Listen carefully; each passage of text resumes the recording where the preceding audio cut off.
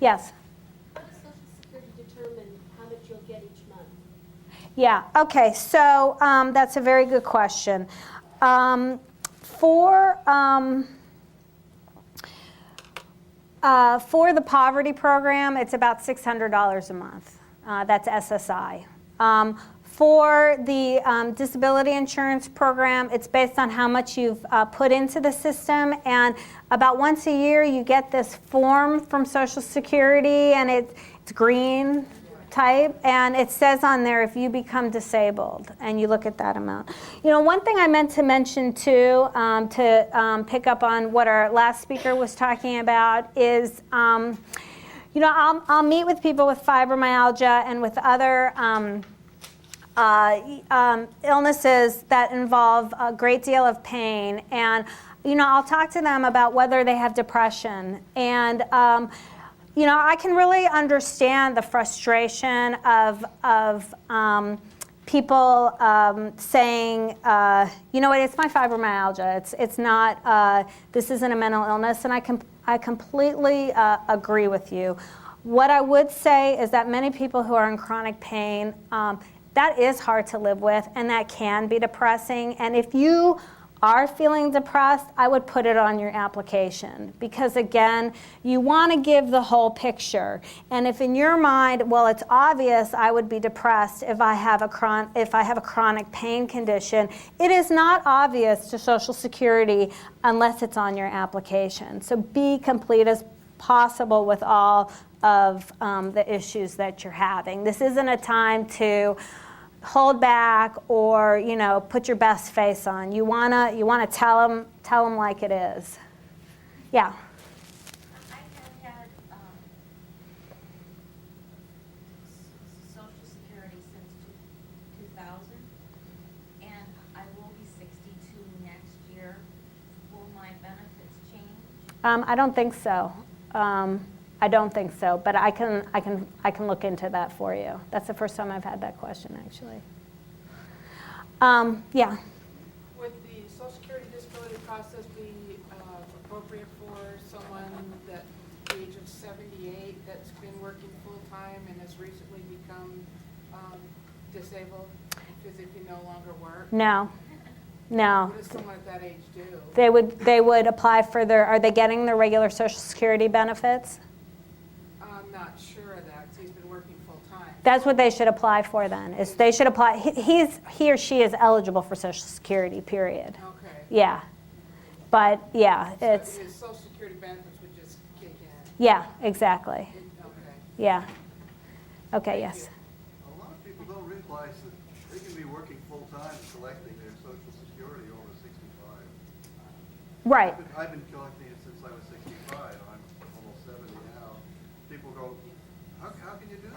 It's like, Yeah, that's a very good answer to her question. working, it keeps increasing the amount, too. Yeah. As long as you read the official retirement age that Social Security gives you, then you can collect that and then still work full-time.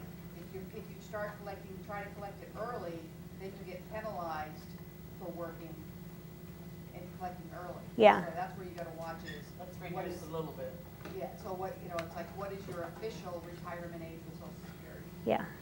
One thing I want to mention too is it sounds like people here are in support groups or maybe starting support groups, and if you want me to come talk to your support group, I would be happy to do that as well. I really see my role is to just really get the information out there so that people understand that there is you know, financial help. I should mention too, Social Security disability insurance, you qualify for Medicare if you are awarded under that program, and that can be a real lifesaver for people who are looking at their insurance running out. And for supplemental security income, you're eligible for Medicaid.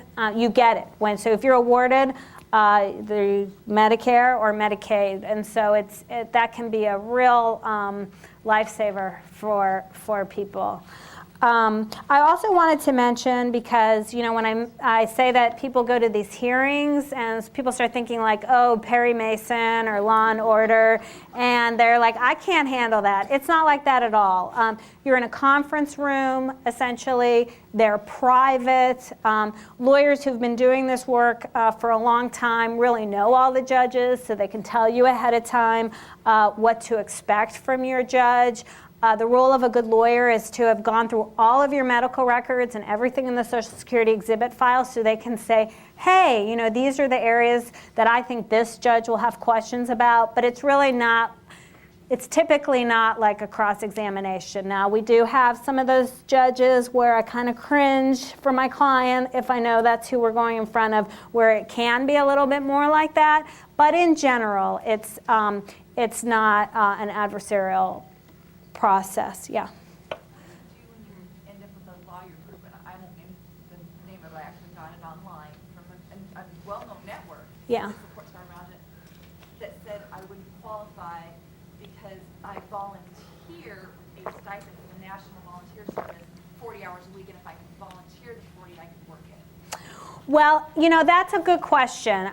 The best way an attorney could present your case would be to show that, if this is true, if you're someone who, you are volunteering, but if you have a bad month, you might not have to do anything. If you're having a bad day, you can stay in bed instead of doing your volunteer work. If that's true for you, if you in a great month you're working 40 hours every week, but if it's not a great month, the organization you work for will let you, 5 days a month just do nothing. Well, no employer out there is going to accept that kind of behavior typically, and so you may still ultimately win. Would your case maybe be harder than someone else's? Maybe, but that's not a reason why, in my opinion, that's not a reason not to pursue it.